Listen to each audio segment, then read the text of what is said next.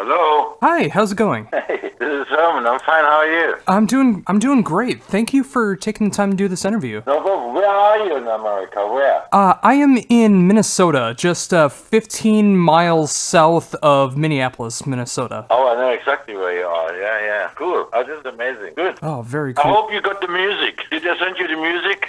Yes, I did, and I've been checking it out ever since I received it. I've been listening to it start to finish, and I really love what's going on with Rock Wolves. Oh, thank you very much. I'm very happy to hear this. Oh, I am too. I mean, with such a long and amazing career as you have, it's awesome to see in 2016 that you're putting out such quality music. This was the idea. We didn't want to make any album for this. We said to ourselves, let's make a killer album where each song can be heard over and over again. And also, since we are a three-piece band, we would like to play all those songs live. So we made sure that we could play them live the same way we put it on the album. Yeah, and it definitely has that approach to it, and I love hearing that as well, because it definitely sounds like you guys took your time with it to be able to make it a solid album that could be played live and still very much appreciated to the fans as well.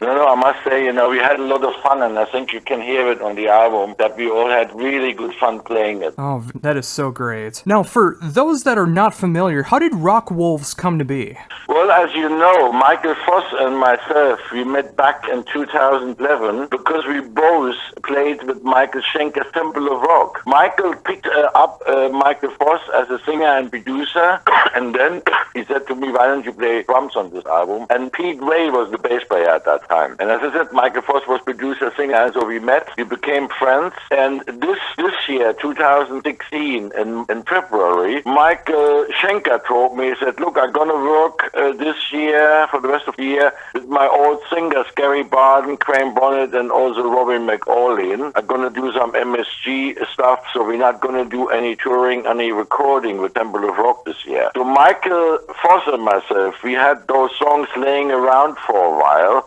So we said, look, we want to record this. So when we started to record it, Michael Voss introduced me to Gutze, the bass player, and said, this is a killer bass player. He comes from the H-Box. I don't know how many people in America know the H-Box, but here in Germany, everybody knows them. They're the biggest band in the 90s. So he joined the band, and I think with him we found not only a killer bass player, he's also a good writer and good producer. So that combination worked very good. Also, as you know, we come from three different decades. Gutze comes from the 90s, then Michael Voss was big with Mad Max and also Casanova in the 80s, and this come literally from the 70s, Okay, we were also big in the 80s and 90s, but we come from this period. So here you have 3 decades of experience, and I think you can hear it musically speaking. Yeah, that was one thing I was definitely going to bring up, is that it does have a universal feel to it that way with all of that experience. I mean, all the way from the Scorpions and just going through the decades, the 70s, 80s, and 90s, it just has that universal feel to it that if you appreciate anything that's been done in the last few decades in rock, you can really appreciate Rock Wolves. Well, thank you very much. I'm very happy you feel like this, because that was exactly our aim, to give to the people this experience and make a killer rock band, where each song has something and you want to hear that song again, And also we would like to deliver some messages to the world, because we feel like universal people nowadays, And I think, I rather have Rock for the Nations, the first song on the album, and our single, than War for the Nation. This makes for me more sense, and I think for everybody in the world. And if we go on the way we go on now, I'm afraid, we're going to end up in war. And so I think, it's about time to think about those things. So there's also songs on the album, as you heard, the Blame Game. This is also one of our favorite games, to blame each other, nobody's fault. And so those titles are on there, and also songs, of course, like Surrounded by Fools, which shows the current situation worldwide when people believe too much to the politicians, because they promise us heaven on earth, and then when the reality comes in, everybody will be very, very shocked. So we have to be careful what we do with our future. Otherwise, we run out Out of Time, and this is another song. So you maybe notice that the lyrics are more to up-to-date stuff which goes around our heads, especially mine, because I wrote most of the lyrics on this album. So those things make me really think nowadays more than, let's say, 30 years ago. Yeah, and that definitely makes sense. I mean, I definitely got that feeling from it. The more that I listened to the album, I really started to hear those lyrics the more I listened, and it is very relative to what's going on in the world right now. I mean, I can only imagine what everyone else is thinking about the United States right now in 2016 with our current election cycle. I watched last night the debate between Mr. Trump and Hillary Clinton. And first I thought to myself, is this a reality show? And then I said, no, this is real. Those two people, one of them is going to be the next president of the United States. I tell you, I'm very worried when I think about this, that some, especially Donald Trump, imagine a guy like this is responsible for the atomic bomb code. Hello. Yeah, I feel exactly the same way. I do not want him in charge of our atomic weapons codes. That just really scares me. I mean, he is definitely a guy with his temper who could push the button very fast. Yeah, and that's what scares me is he loses his temper over social media. When someone says something negative about him, he goes onto Twitter to announce all of his hatred, and then that could just lead to war right from there. You should play him my songs, Surrounded by Fools. I'm sure he will love the lyrics. I think that would be a great idea. Yeah, well, why don't you do that? I give you permission, no problem. Go ahead, He'll be the first one to hear it, because the release date is next Friday, tomorrow of the week, 28th of October.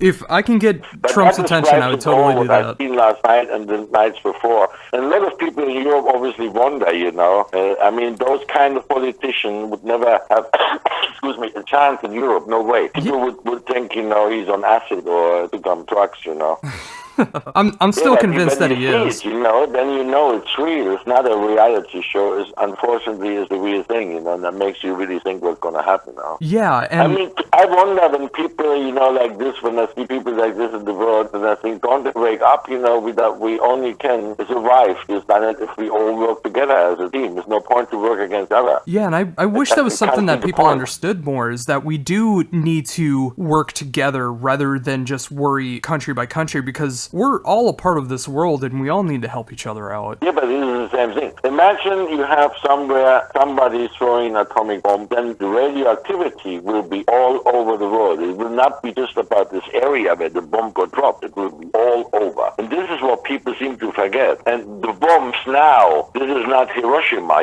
where you had a small bomb, destroying one city. This time you have bombs can destroy a whole country, like Germany, for example, or England, Yeah, and this is the things, which I'm thinking about, also in the lyrics, because I'm running out of time. So basically, one stupid guy can blow us all up in seconds. Well, this is why it's so important nowadays to make up your choice. We all have a voice and we all have a say. So we choose our own future. And if we decide a bad future, that's what we get. It is pretty true. Don't get me wrong, I'm not a Hillary Clinton fan either. They're basically, both of them have their criminal backgrounds. I'm sure of that, Which one did you like? Did you like Bernie Sanders?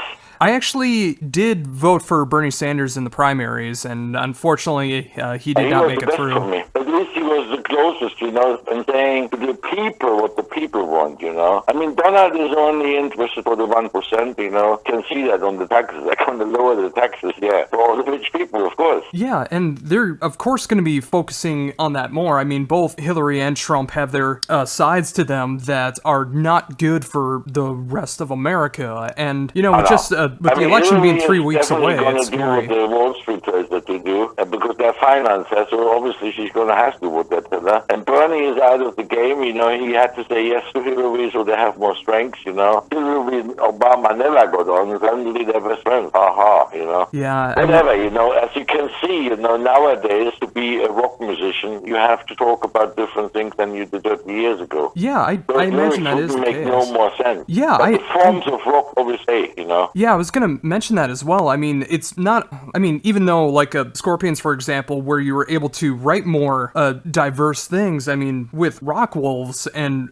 more the direction that it's going in, especially the state of the world right now, I mean, that does give you a lot that you can write about the way the world is right now. What is your favorite song then on the album? My favorite one, at least from the music side, is Out of Time, because I really love what you're playing on that. On which song? Out of Time. Oh, Out of Time. Oh, yeah, of course. I mean, that's a fast song, you know. There's some really good drumming on there, and I think we can play this easily live. But I love this song too. But my favorite is also When the Lion is Loose, because I think it's a great live song. Yeah, I think that would definitely be a great live song as well. I definitely hear how it would possibly be performed live, and really I think any songs from the album just have that potential to be able to really get the crowd going live. Yeah, this was the idea. We thought live, and we thought also we maybe will open up for a big band, you know, so we're only going to play 45 minutes, so it would be perfect to introduce from the new album 5 or 6 songs, maybe two Scorpions classics. Of course, we do Rocky Like the Hurricane, or maybe Blackout, or Another Piece of Me, something like this. And that's the show, when you do opening show. But when you play 90 minutes, you could play the whole album, plus 6 Scorpion songs. And obviously I would play mine then. I would play Passion Rules the Game, Another Piece of Me, Arizona, Make It Real, Rocky Like a Hurricane, and Blackout, the songs I wrote, you know, so I would play those. So after all this time, is it still fun for you to play those classic Scorpion songs live? Well, yeah, because they come out of my brain, you know. I mean, as you know, for Passion Rules the Game, I wrote the music, and Klaus wrote the lyrics. Another Piece of Me, that did both music and lyric. Michael Schenker, by the way, played the original solo at the Nachtlife time. Then you have songs like Make It Real. Rudolf Schenker wrote the music, I wrote the lyrics. Same goes for Arizona. And then you have songs like Rocky Like a Hurricane or Blackout, where Klaus Meine, Rudolf Schenker, and myself wrote those songs together. So I think, you know, so basically you're speaking Herman Rarebell songs. I'm at the Scorpions, and so I want to play my own songs, obviously. Yeah, and I can play them as long as I live. I think, you know, I created them. I wrote those lyrics, and I wrote those songs, the music. So I think, you know, it's good to play them again, especially now with different musicians, because Michael Voss is playing a different guitar in there as the original, and the same goes for Gustav the bass. They enhanced those songs for me. Gustav definitely brings a new modern touch to them. And it makes me very happy that you're still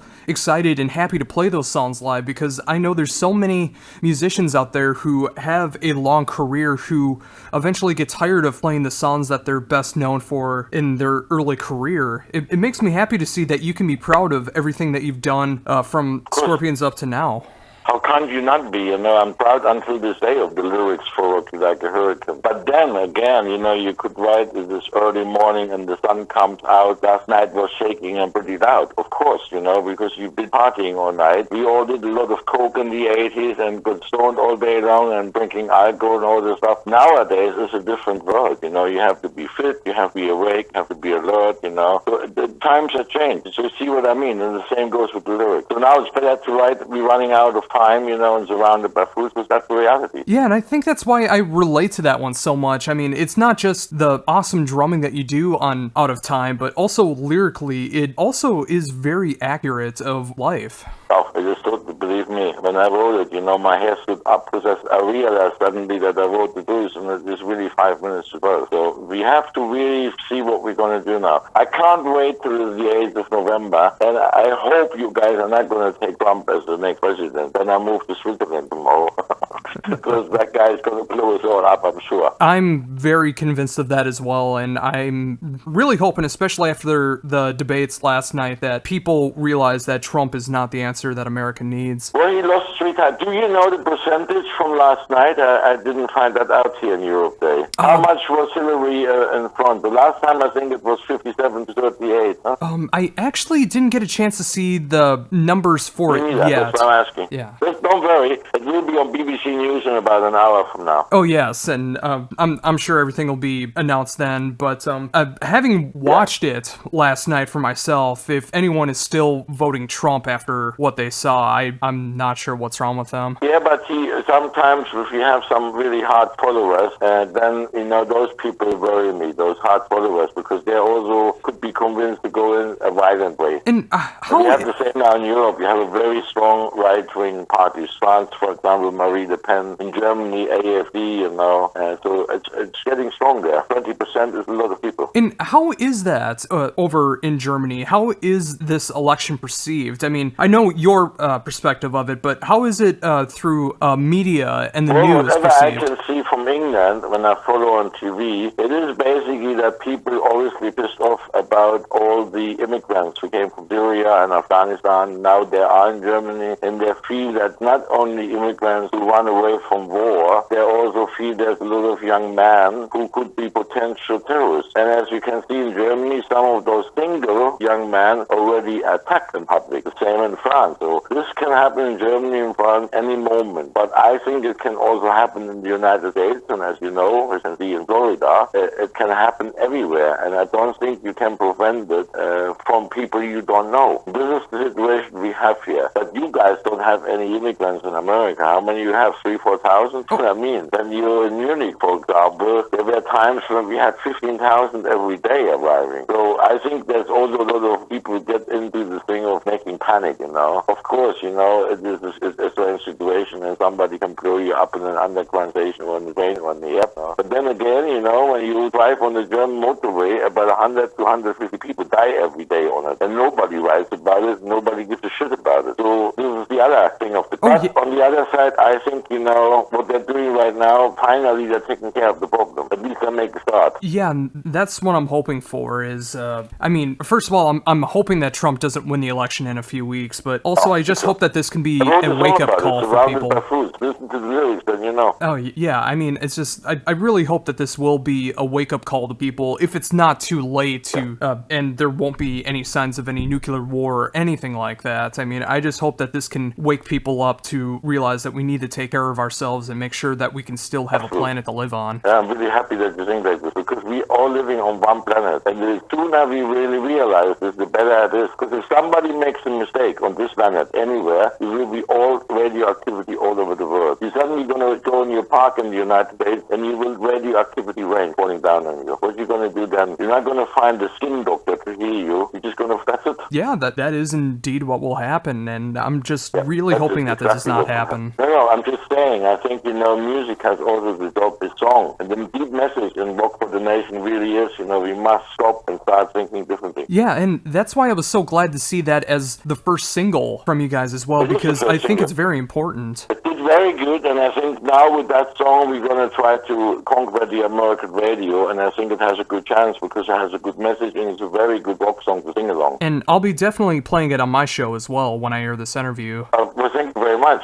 Oh, absolutely, no problem. I mean, I love the entire album, but at least from the lyrical view, Rock for the Nations is something that people need to hear. Well, since you are a drum magazine, what do you think about my drum sound on the album? Oh yeah, I was gonna bring this up. I really love the tone and production of the drums on this album. Everything is just sounding clear, and I love what you're doing with it. Oh, super, because as you know, I'm a big John Bonham fan, and I always like the way that Zeppelin make the drums. They always put it very loud, and they put it with a lot of room, so it sounded very powerful, you know. So basically, we did the same thing, you know. We put drums up front, and we also put room around it, and everything is natural. Nothing is a natural sound of the drum, and you can hear that. Yeah, and I think that's what I really loved about the sound on the album is I did not hear anything electronic or any drum samples. It just sounded like real drums, and that's what I'm always attracted to.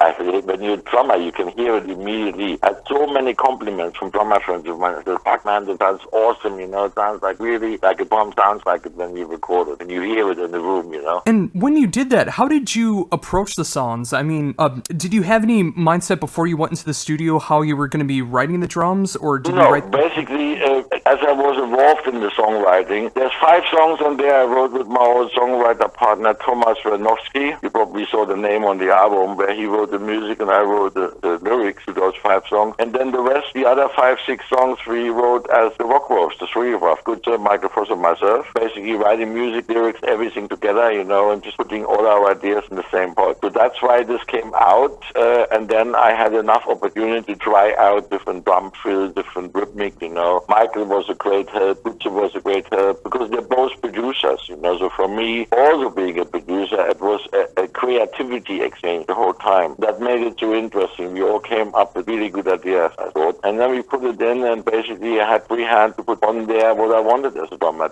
I played it to the others, and most of the time they said, great, we keep this great beat, good ideas, Or somebody said, yeah, why don't you try this, There was one song, when the line is loose, I had a half time when it came to the chorus, and Gunther said, we try double time, and I said, hey, fantastic, great idea. And the things, sometimes simple things made a big effect. Yeah, and that's the amazing thing about having a band such as Rock Wolves with such experienced musicians, is that you get to try out so many different ideas that you may not have thought of before. It was fantastic. Really, we could try out different things with it. Let's make this a little bit heavier, or this should be more melancholy. And it was really good to go through all those experiences and make this album what it sounds like now. And I can see the reaction. I'm very proud and happy, especially after everything I've done so far in my life. This is definitely one of my high points, I can promise you. Yeah, and that's what makes me so happy with having such an amazing career as you have. Like I said in the beginning of the interview, the fact that you're able to put out such amazing material, such as the brand new Rock Wolves self-titled debut, which is coming out next Friday. Just an absolutely solid album from start to finish, and no filler, and just an amazing array of musicianship. What do you think it's going to do in America? You have a good feeling? I'm hoping it will. I think it just needs to have the right promotion behind it, and I really hope with this interview and when I play it on my show that it will help with that. Will you send me a copy of your show and your interview so I can see this in Europe, yeah? Oh, absolutely, I can do that.